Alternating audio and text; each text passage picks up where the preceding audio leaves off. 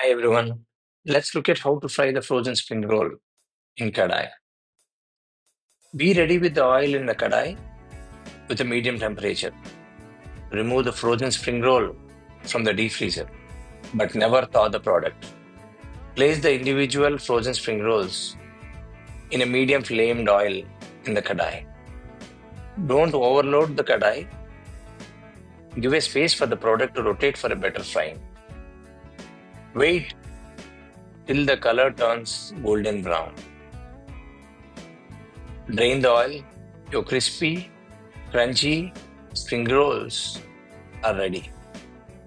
And also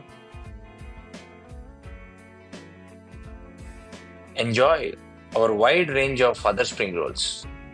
Thank you.